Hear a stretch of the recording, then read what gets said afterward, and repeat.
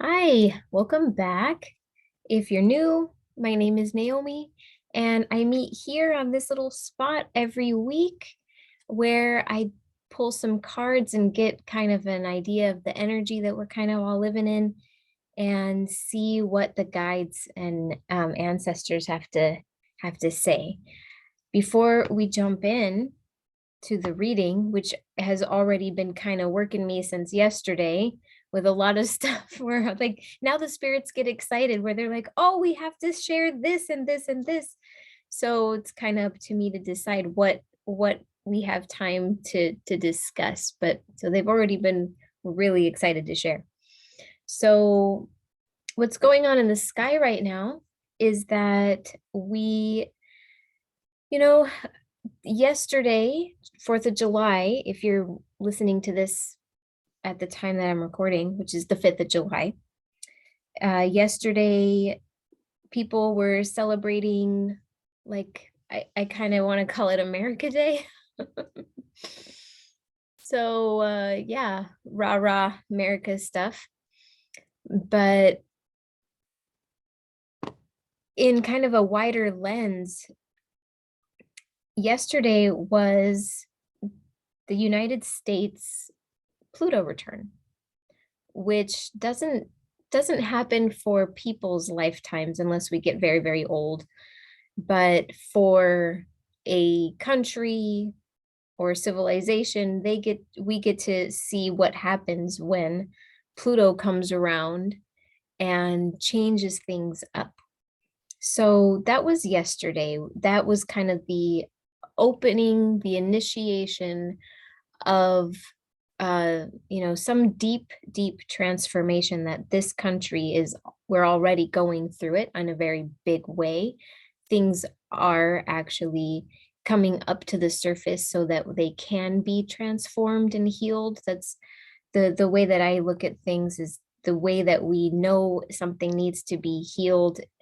Generally, it's because you start to see some symptoms of what it is that is like surfacing, that's, has deeper roots. So anyway, the Pluto return for the US is kind of this door opening to a, I mean, honestly, it's like a shamanic change, because Pluto is like the cosmic shaman. It's the one that sits at the very outer edge of the solar system.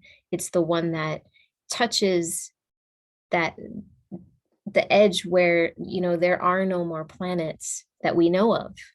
Maybe Pluto actually knows of other planets that we just don't know.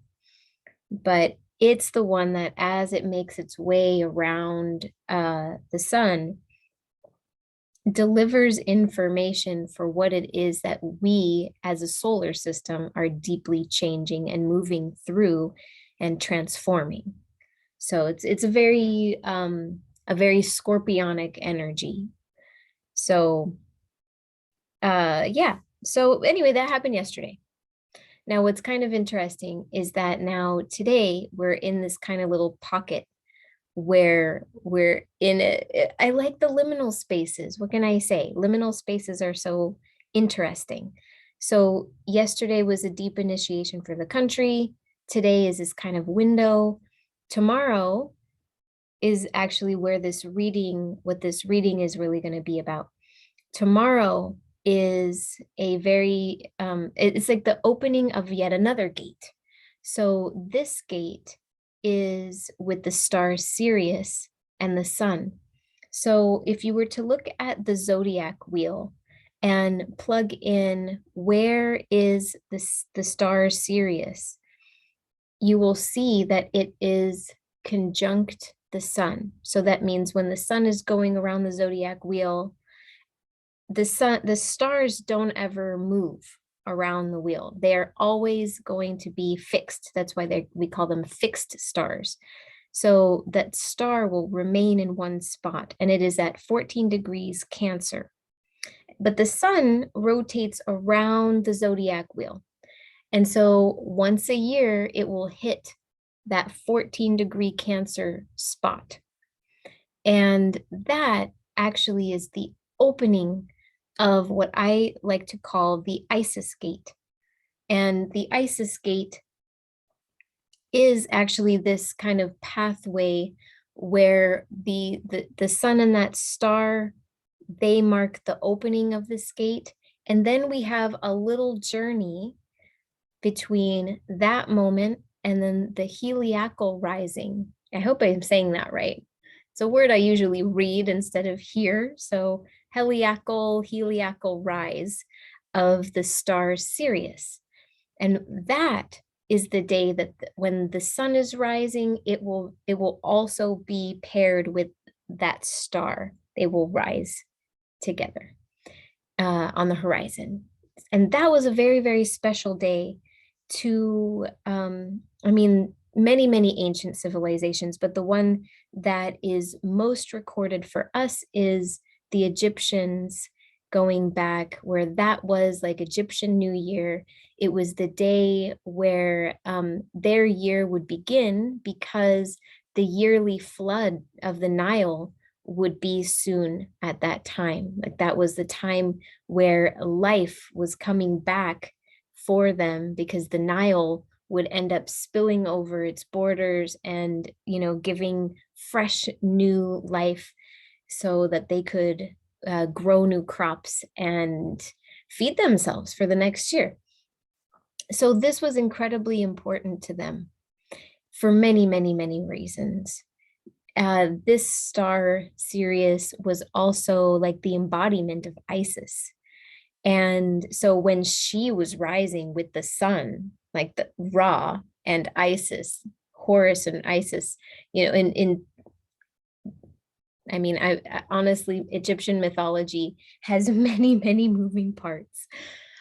So, but when Isis was actually rising with the sun, that was a very special day, because that was the union of two of their very essential pivotal gods.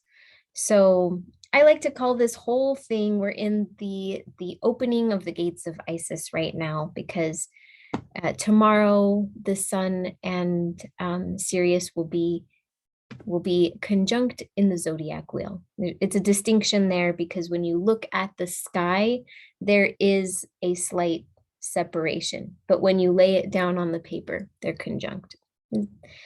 One of these days, I will make videos that talk about each of those kinds of things, but that would make this very long. So basically what we're going to do today is we're going to talk to Isis, and we're going to see what message is coming through from her in this gateway. I thought it was very interesting that when I was getting the message to talk to Isis, all the fairy realm came in, and that was very big. So apparently Isis is working with the fairy realm right now. So I'm going to pull from the Heart of the Fairy Oracle by Brian and Wendy Froud. I can't remember. It'll come to me, but they're very well known. They did something famous. I can't remember what they did. Anyway, Brian and Wendy Froud. If you guys remember what they're also known for in like the film industry, let me know, because I can't remember. So anyway, the drawings, the Queen of the Night was at the bottom of the deck. They're beautiful cards. So we're going to pull from this deck. And then at the end, we're also going to pull from the Isis Oracle by Alana Fairchild. And we're going to pull one of these, and each of these has kind of like a little ritual ceremony of sorts that you can do. And we're going to ask Isis which one of those cards, because obviously if we just tune into Isis herself, she's the goddess of 10,000 names and many more. She might give you your own specific things to do, but for this collective reading, she gets to choose from one of these cards and will be guided from there. So Isis says that she doesn't like being stuck in such a tight box, but she'll work with the cards. So thank you. Thank you. All right.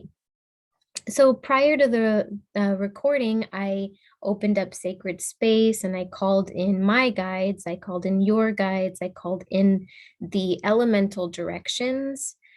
Because if we're working with the fairy realm, they're elemental beings. So I called on the earth and the air and the fire and the water, and we are in that space. So if you want to also take a moment to honor the directions and the elementals, please feel free. You can always pause this video and do your own thing side by side. So here we go. Let's find out what does the heart of Faerie want us to know in preparation for this gate, this Isis gate that is opening for us tomorrow? What do we need to know in order to walk through that gate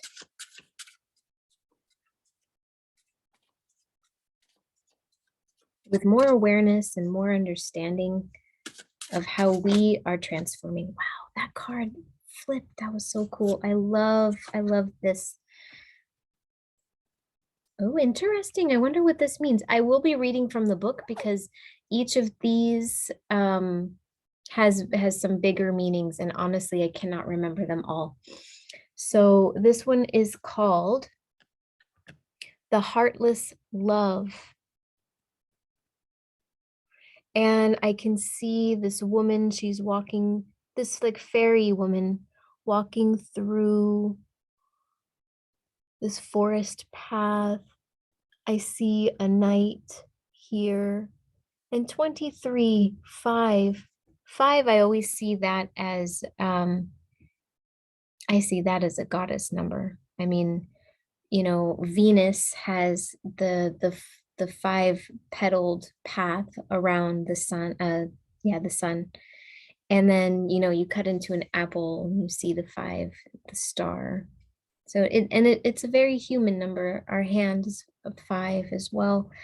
But I also see that as very much a goddess number. So let's see, 23.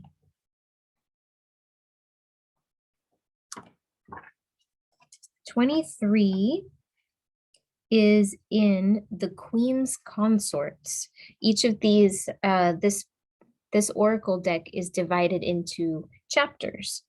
And so let's see, make sure that 23 is indeed the Queen's Consorts. Yeah. No, it's in the archetypes. I'm curious now, who are the Queen's Consorts? We'll look at that later. Okay, this is the archetypes. We're going into the archetypes. There are 13 archetypes in this deck. So these are ancient energies of Faerie. They are the original inhabitants of the realm who have not changed from millennia to millennia. Okay, so these really are the essence of the Faerie realm. Okay, so we're gonna skip to the heartless love.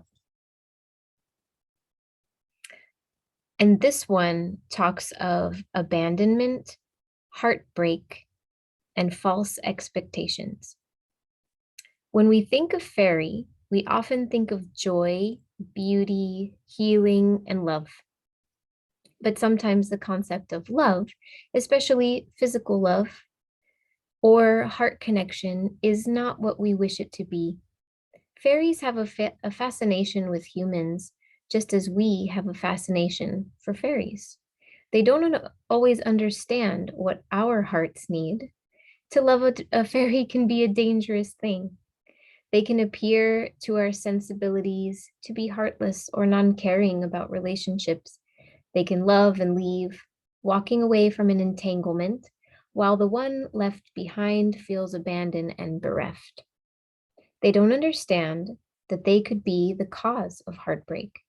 Or if they do understand, maybe they don't care.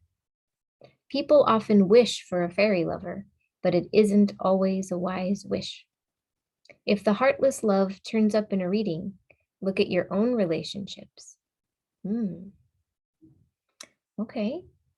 So this is talking about our own relationships, and it seems to be kind of specific in our partnerships where we can cause heartbreak or we can repair heartbreak. So that's interesting. So in order to walk through the gate of Isis, we need to confront moments of heartbreak, moments where either we have broken someone's heart or they have broken ours. In one way or another, there is a sense of abandonment, betrayal, things like this kind of deeper issue.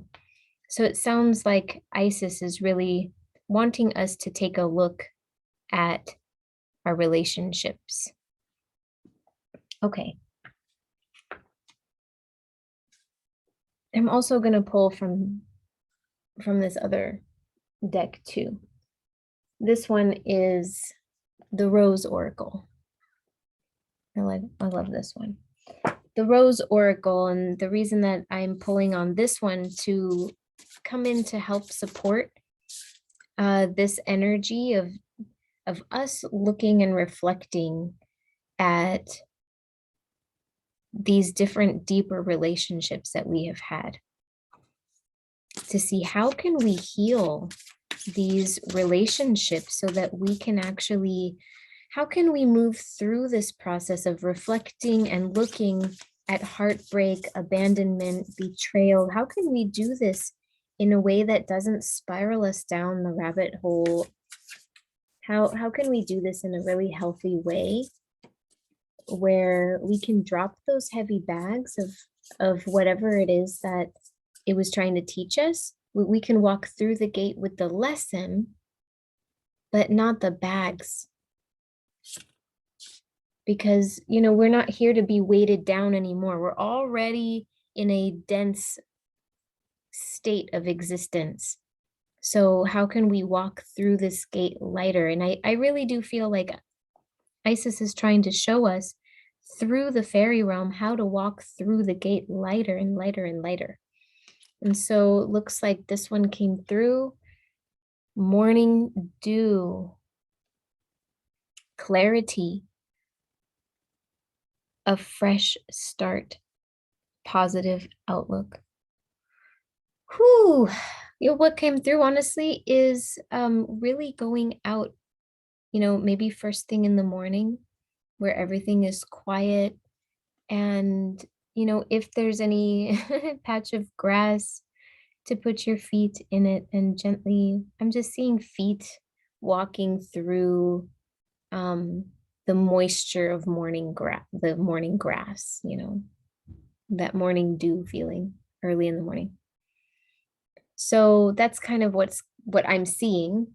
But why? Why am I seeing this? And part of it is washing away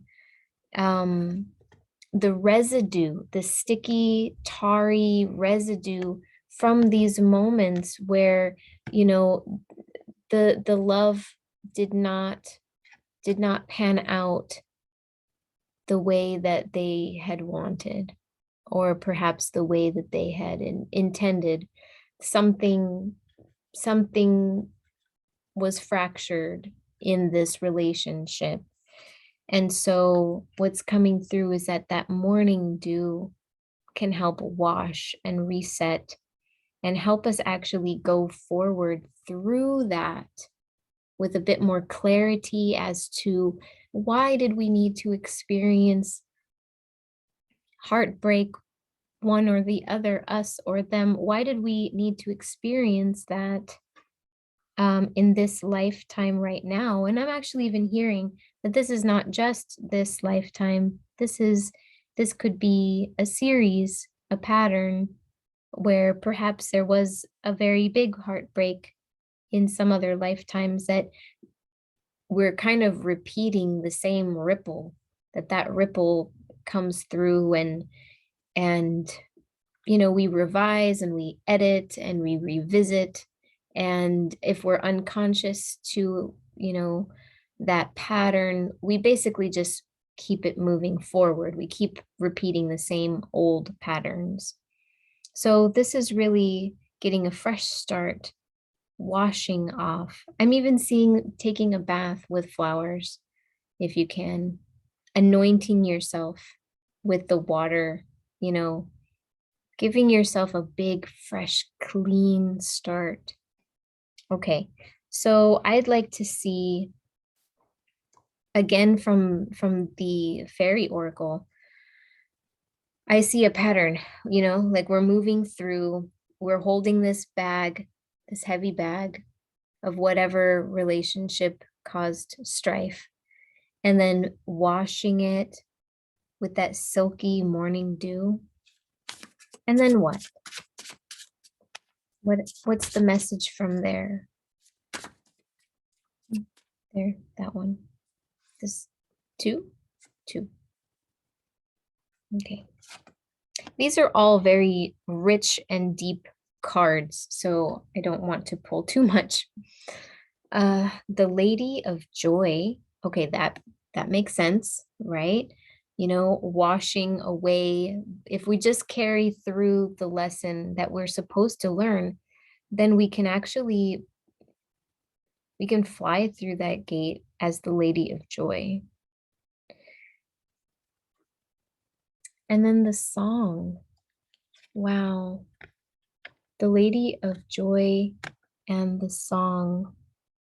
And I actually see them both pointing this direction. And this direction to me is east. And that is where the sun rises. And so giving yourself a fresh start. This is all about really walking through this gate to get a fresh start. So let's see, the Lady of Joy. We'll just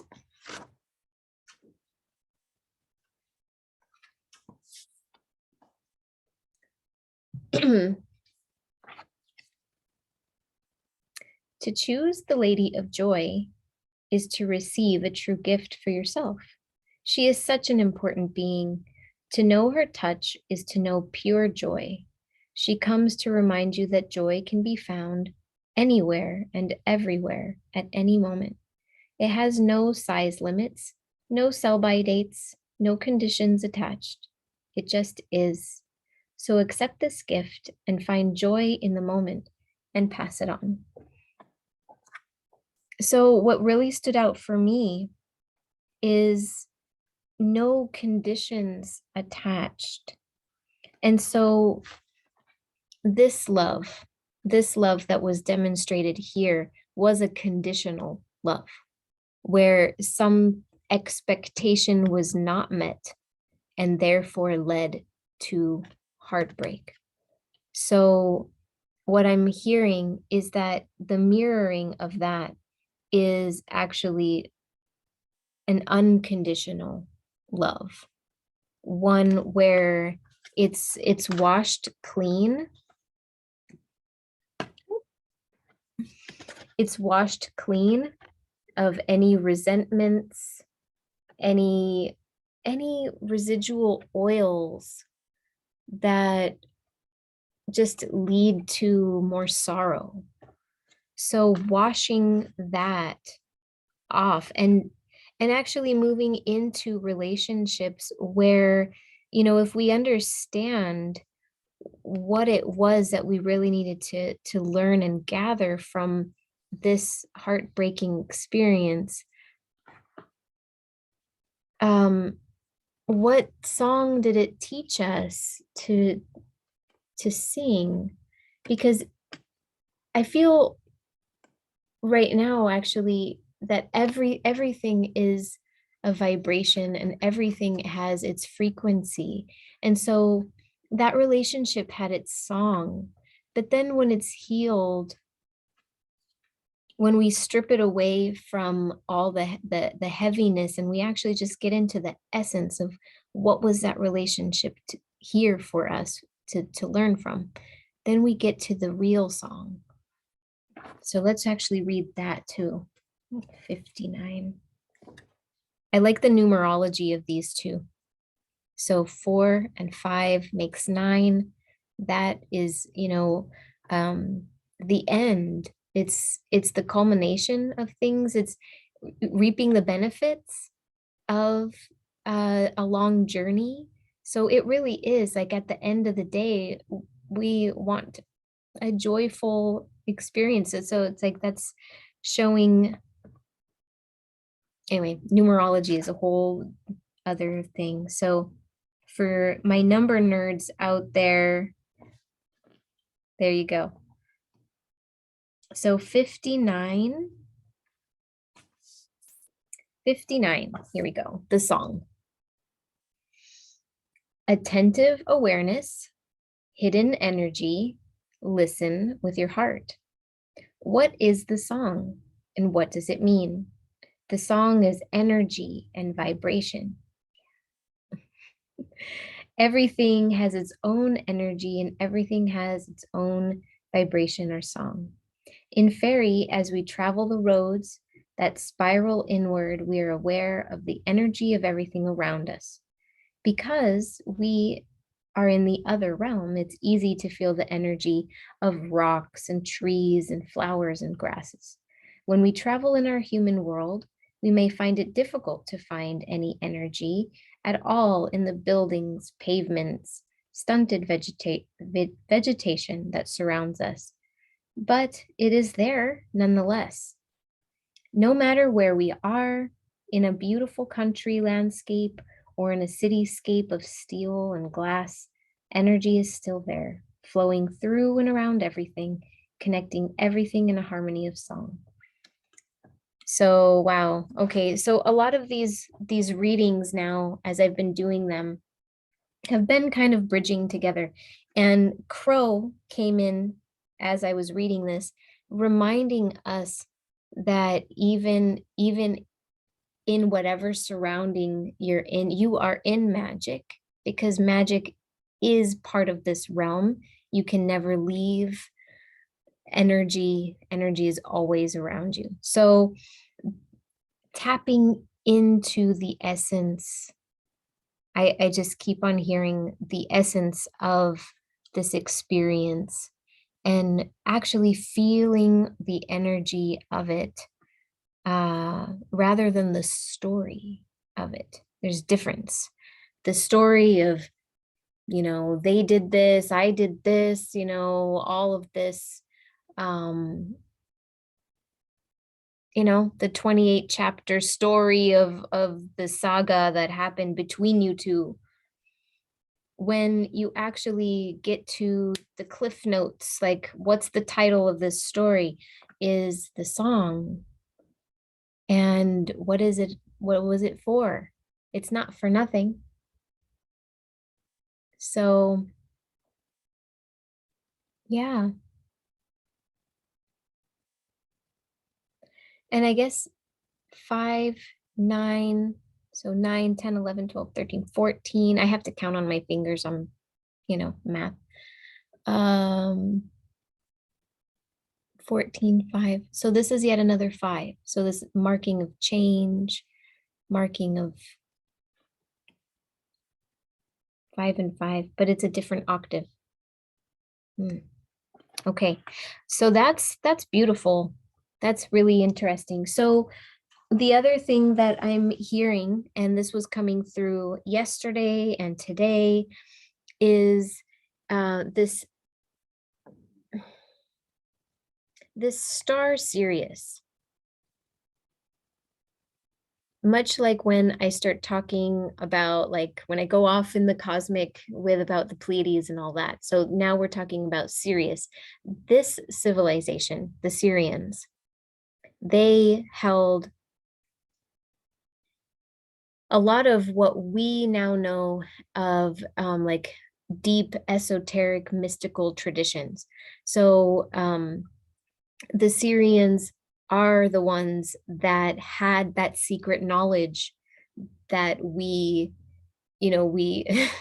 all the different mystery schools they hold, and you have to go through all these different initiations to learn more things, and it's all, completely shrouded in secrecy. Well, that goes back to the Syrian civilization, where they knew that knowledge is power, and that if knowledge, especially this kind of knowledge, where deep transformation and basically you stepping into your sovereign self and creating your your version of reality the way that you would like it to be, that knowledge is very, very powerful. So what they did, this collective, this race of beings, is that they encoded it in all of our esoteric traditions. And you can see this all across the board in terms of our mythologies, all the different mystery schools that teach about the different chakras and the way to illuminate your inner being so that you can you can have clear sight and know what you want to create, because we're all creators. So anyway, I guess what I'm getting at, though, is that was a little bit of context that might be a little convoluted, but is that what the Syrians are trying to help us with right now is to collect pieces of ourself from all these different stories in this lifetime and in many, many others, collecting those pieces right here and right now so that we can move through the gate as a whole being and not as a Swiss cheese being. And where we walk through, and even if those parts were painful, they're still part of your story. They're still part of your song. They're still part of who you are and what it is that you are here to teach and what you are here to anchor in this world. So collecting all of our pieces from all these different places, and some of them, the reason that the whole secrecy bit, some of them are harder to find than others because they are like, down under layers and layers of mud. So that's why this piece of washing with the morning dew is coming in so much. So maybe taking a morning bath. Anyway, let's ask Isis for a little ritual that we could do as we walk into this time where she is actually going to really shine super, super bright with the sun pretty soon. And her cycle will begin again. That is too many cards. I'm looking just for one card. Okay, just one card. And oh, I see it. I see our card. Okay. What does she have to say? Whoa. Okay. Ah, healing the divine masculine.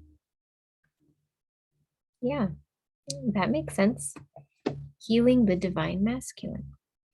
So, what is coming through very, very strongly is that it really doesn't matter, who did what gender we're talking about with this relationship, because in a past life, who knows, the roles could be reversed. Gender here is not what we're talking about, but we're talking about its song, the essence of this energy. And healing the divine masculine, because basically what took place here in this this heartbreak, betrayal, was the masculine gone awry, where the will and that determination to be right or get things a certain way, this was out of balance. So, because what brings us back to balance would be the feminine energy.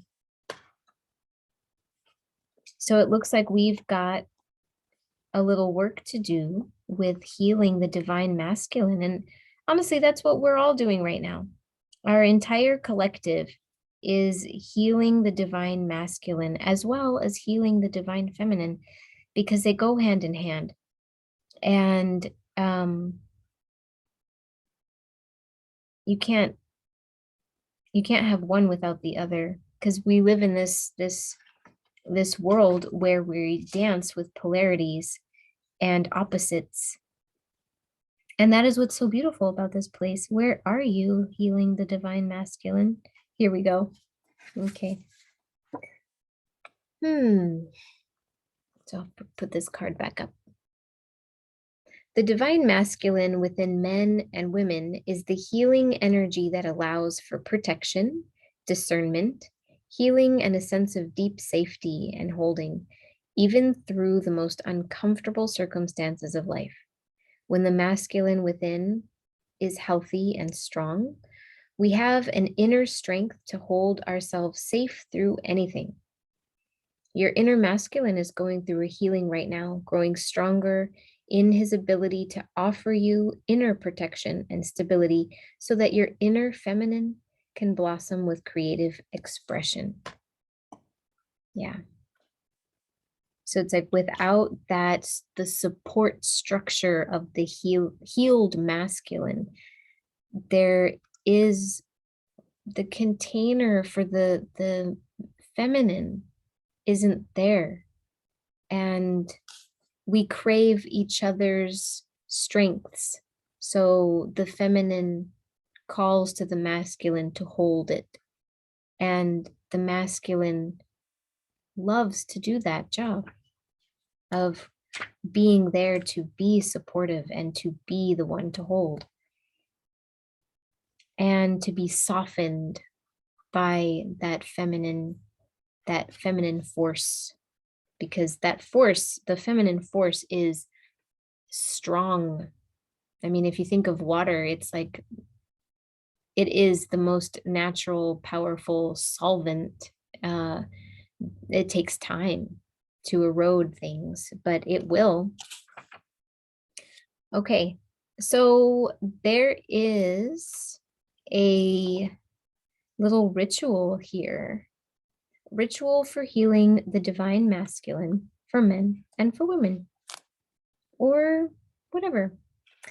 You know, this is, again, when I speak about gender, I really want to make it clear that this is, we all hold this. We all hold the yin and yang energy within us. So we have that piece of divine masculine and divine feminine.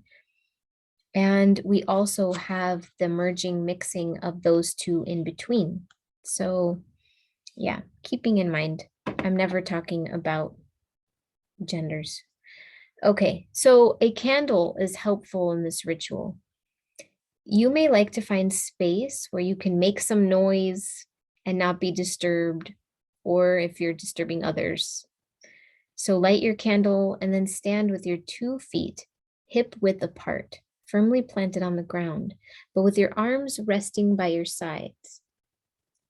Gently lift and place your right foot down on the ground again, and repeat this lifting and placing of the foot on the left side. So it seems kind of like you're, all right, so we're kind of stomping around a candle. Half close your eyes and focus on your candle, continuing to lift and replace your feet on the ground, one side followed by the other side. So you're building a connection with the ground. That's what I'm feeling from this. Okay, so the ritual is getting your body to really start to feel that it is a body, and really get into your body and start to ground that heady masculine energy, ground it into the body. We're doing this with a physical, we're doing this physically, and we're doing it with a candle. So we're opening a doorway. Okay. It's interesting to read these little rituals. So now lift your arms above your head, elbows slightly bent, face your palms toward the sky, and imagine that you can feel the connection of your hands to the sky and then lower them down. So okay, I see what's happening. We're really getting into the ground, we're getting into our bodies, and then we're bringing that celestial energy down. And then repeat this. So it's like really feeling it, and then gaze at your candle. Raise your hands up to the sky, push your feet into the earth, and keep your awareness on your candle and say, from the sky, I am strong. From the earth, I am strong.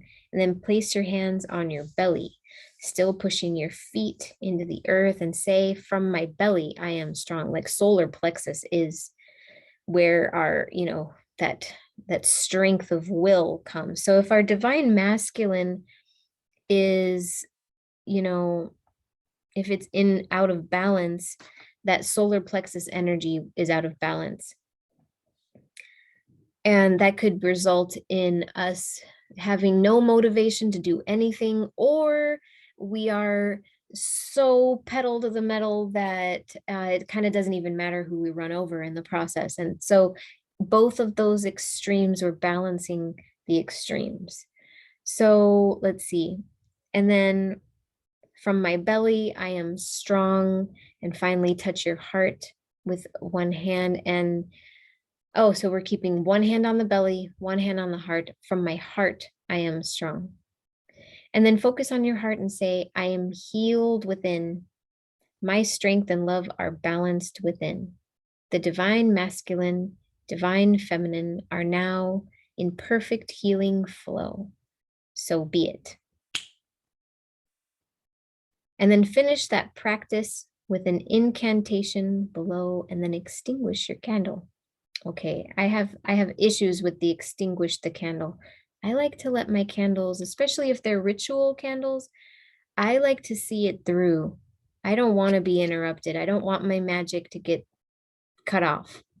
So this, of course, is up to you.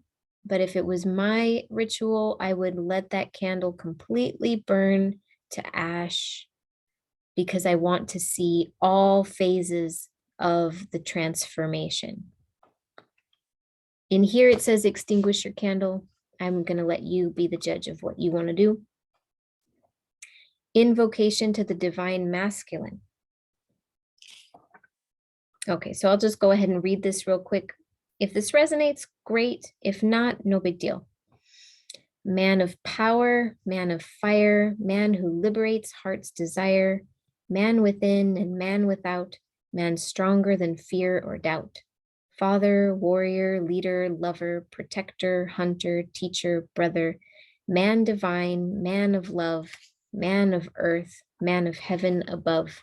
Your strength, my strength, your power, my power, your love, my love. Integrity, honor, compassion, protection, tenderness, stability, passion, attention, man divine, man of love, man of earth, man of heaven above. So here we go. That was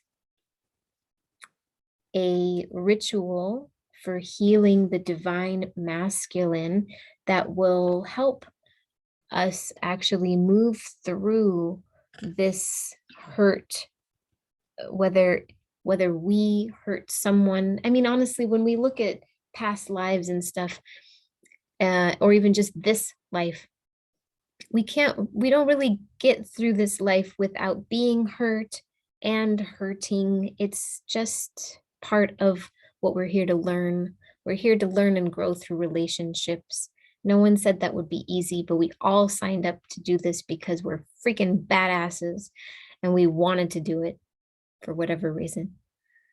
So here we are. We're going to look straight into the eyes of whoever it was that hurt or was hurt. And we're going to actually, we don't have to do this with the actual physical person unless you really want to. I really feel like with magic, it's so beautiful to do this in spirit, because you can do this work without interruption. And I really do feel that that's what's coming through very strong, is not being interrupted in feeling this through.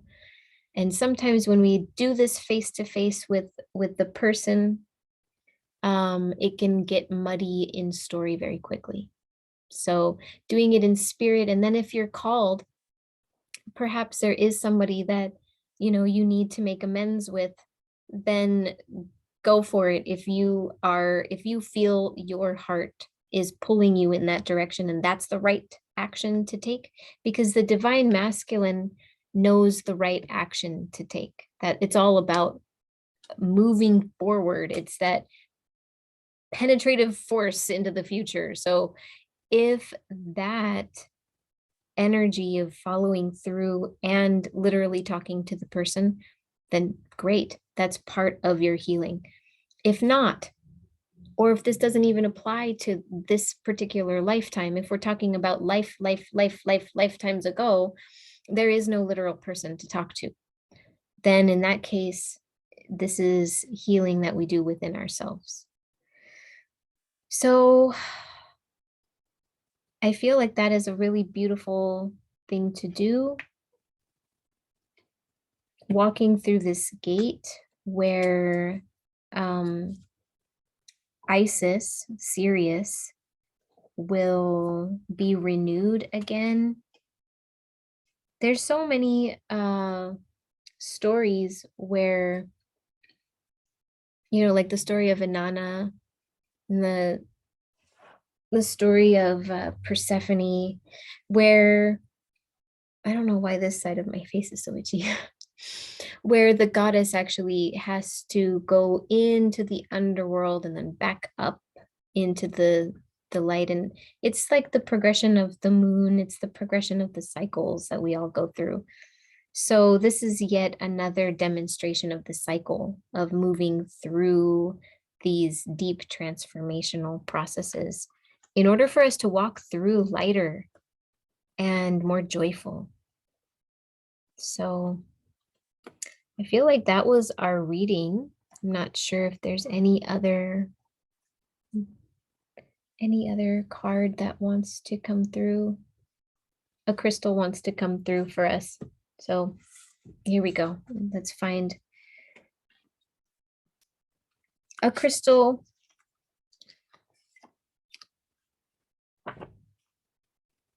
Because crystals are incredibly powerful for ceremonial space, healing space, for all this different work. In fact, I've been working a lot with my little lapis lazuli. Again, this is one I'm not sure what the correct pronunciation is, but I really love this one, and I've been working with that pretty strongly. So crystals are source embodied in a physical structure. So what embodiment of source energy can help us walk through the gate?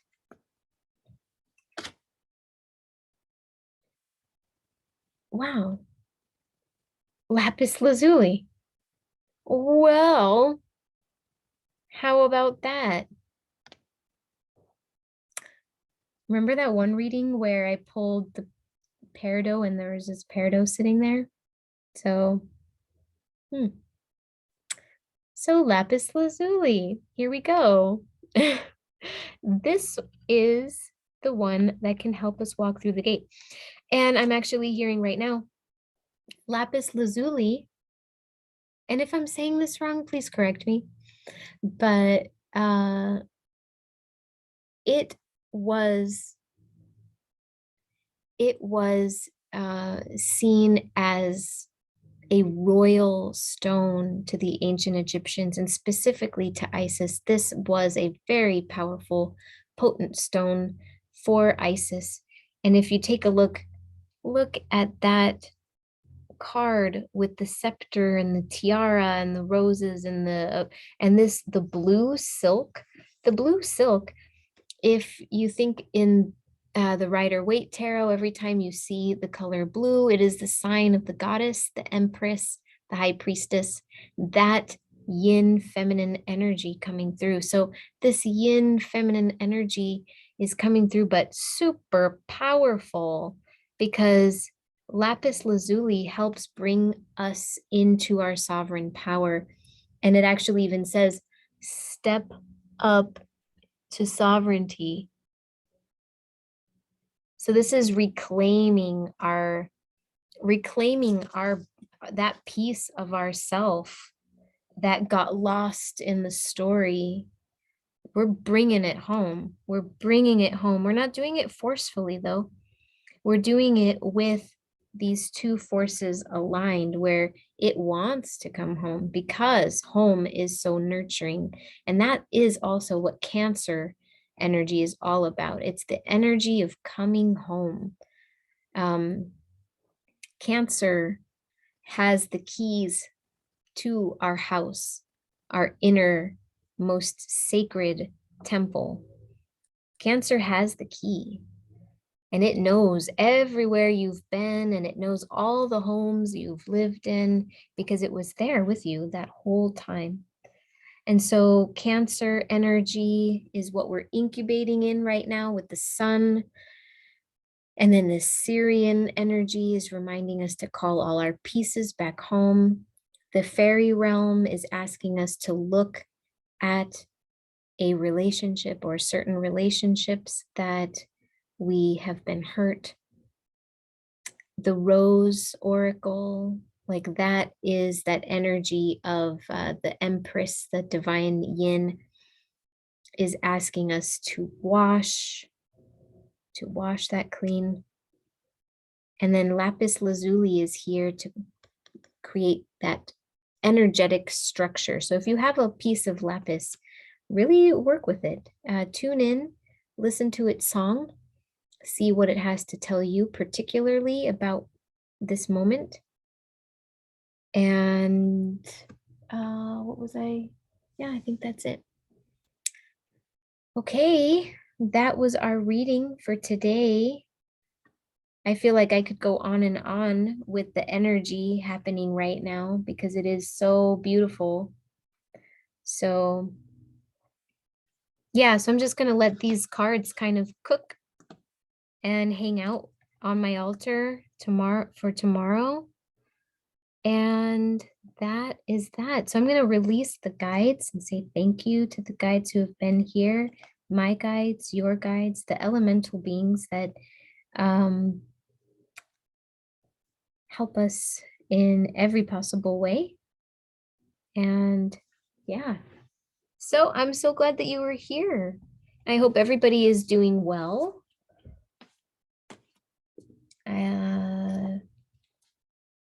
Yeah, a little bit about what's going on over here. My daughter's away at summer camp, so it's kind of liberating to feel like I don't have to be adhered to a certain schedule, so that the schedule can be my schedule and it can go according to what my body needs, instead of really focusing on, what does somebody else's body need right now. And oh boy, we better get dinner ready right now because so and so's yeah, so it's very relaxed right now.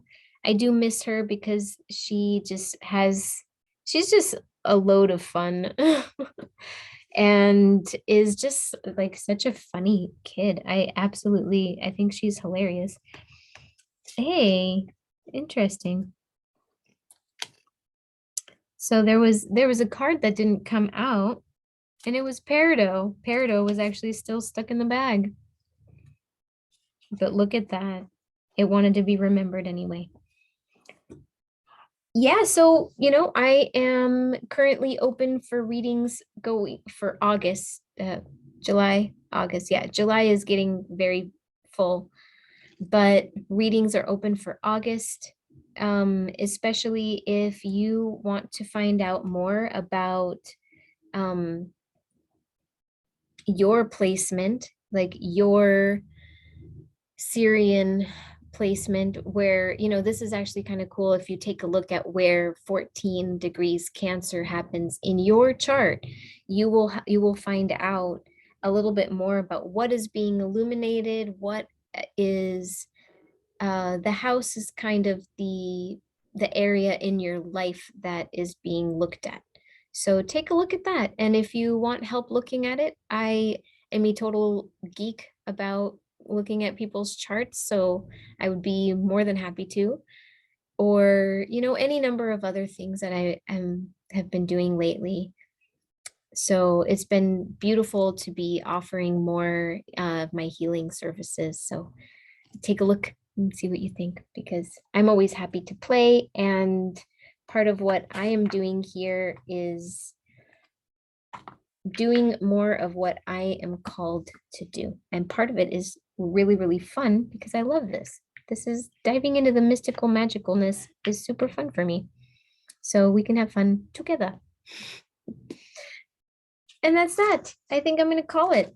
It's been nice having you with me along for the ride, and I will see you next time. All right. Bye.